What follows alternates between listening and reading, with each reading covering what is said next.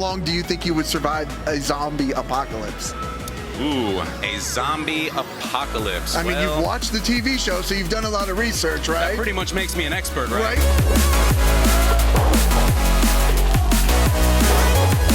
Has doing this maybe toughened your skin?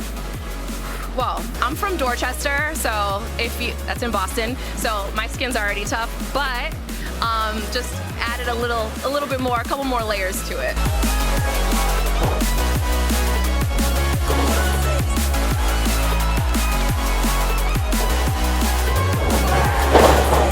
You don't have a fancy toast or something? You gotta have something. I don't know. Want some, get some, drink some. There we go. Hey guys, welcome back to another video here on Toned In Entertainment. Today we're at CCW, Bash at the Brew in Hialeah, Florida, and I'm joined by Lissy Almeida. How are you doing, Lissy? Hey, I'm doing really well. Thanks for having me. Yeah, thanks for being here on the show. We were going to try to make it happen 2 weeks ago, but things get crazy at these CCW shows. You know how it is. I get looped into stuff backstage. I'm doing interviews and, getting ready for the show, so thank you so much for giving me the opportunity to come back. Definitely. We were at Game of War 2 weeks ago. What a phenomenal show. What are people missing out if they're not coming to CCW? I mean, I really take the last territory thing so seriously because this really is the last territory. It's live actions, it's local stars, but also it's stars that you probably are familiar with that come through as well. So it's the best environment, we have the best fans, and I really I enjoy it so much. It's not just indie wrestling, it's just the best wrestling, period. Now, how much fun are you having here at the brewery doing, because you're ring announcing every single Bash at the Brew show. Yeah. How much fun are you just ring announcing? It seems like you're having the time of your life up there. So honestly, I have to be a little bit biased. This particular venue is my absolute favorite venue. The fans here have the best energy. They make it so easy for me to work with them. And these are not just Hialeah fans, they travel with us too. So some of the fans that I see here, I see them in Port St. Lucie, I see them at our shows in Pompano and other places. So we have a really loyal fan base, so we're so lucky to have them. You're not lying. 2 weeks ago when I was in Port St. Lucie, half the crowd there, I see them here at the brewery. It is crazy. Yeah, now, in addition to doing ring announcing, you're also doing backstage interviews, promos with the guys and girls. I mean, I get to do the friendly talk interviews where we get to know them, but you get to do more of the in-persona interviews. How much fun are those? They're so fun, and it's actually funny because when you ask me to come on, I'm like, hey, I ask the questions. So it's always interesting to be on this side of the mic and this side of the interviews. But it's really great because you get to see a lot of the character development. My favorite part of working with CCW has been seeing the end-to-end of what it takes to put on a show. And I think that a lot of times we take it for granted as wrestling fans because we don't understand that people don't just show up here at 8 when the show starts. We're here from 2, 3, 4 o'clock, getting ready, setting up the ring, setting up chairs, cleaning, making sure that everything's ready for the fans, and just doing the pre-tape interviews and things like that. And it's just helping people to develop their character and develop, their interviewing skills and things like that. And people that I started working with 6 months and a year ago, they're just leaps and bounds ahead now. So it's just so heartwarming, and it's wonderful for me as a correspondent. Now, speaking of you doing interviews, I've had some pretty big stars on my channel, but you have also interviewed some pretty big names in the business, specifically the Man, Becky Lynch. The Man. Bianca Belair, I believe, too, yes, right? Bianca too, okay. Definitely. So, fun fact, I actually started, I'm a lifelong wrestling fan, so I just want to clear that up and put that out there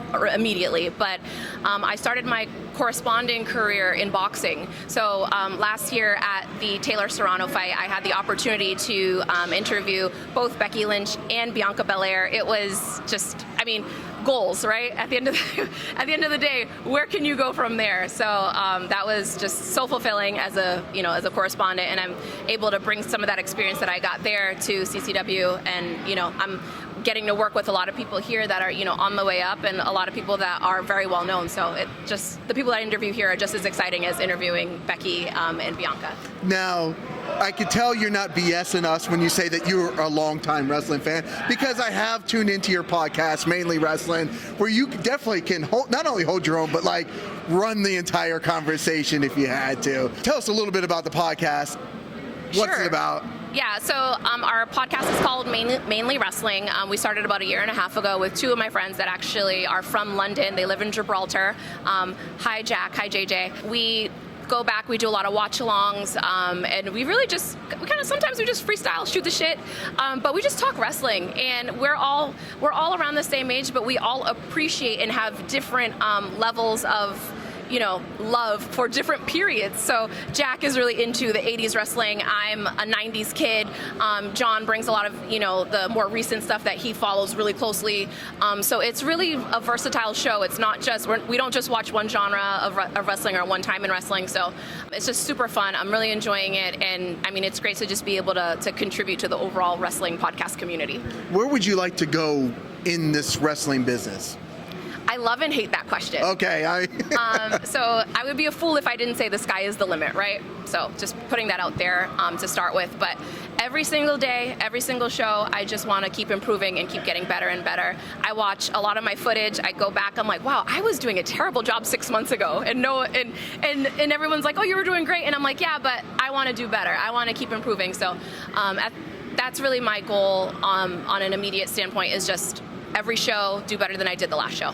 We're always our biggest critics, though, aren't we? Yeah. I think we all go back and watch our stuff from like a year or 2 years ago. We're like, wow, I can't believe where we've come from. And I'm too critical on myself, and I know that. But if the good part about that I like to think about it in that way, is that I'm so hard on myself that nothing anyone out there can say will hurt my feelings. So I want candid feedback from my friends and my family and from people that are, in the industry. So I appreciate that at, from any point.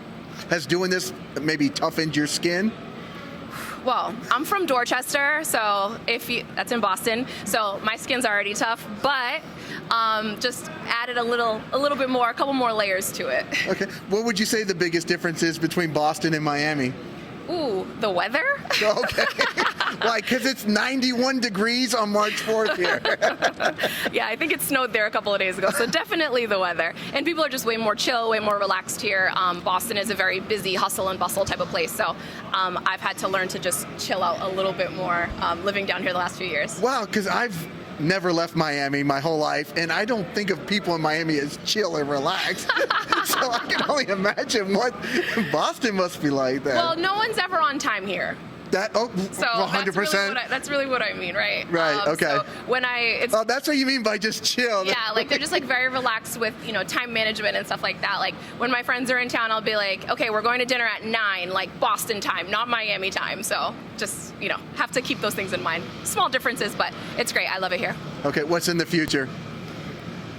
The future, wow. I'm not a fortune teller, but the future is really just continuing to grow here with CCW, continuing to grow the brand. I mean, we really are the lost territory. We're expanding, we're doing more shows, and I just want to keep working with them. We have an awesome team here, and I love being here. Now, you guys are doing fantastic things. Nelio has described the brewery as lightning in a bottle here. I mean, that's his quote here.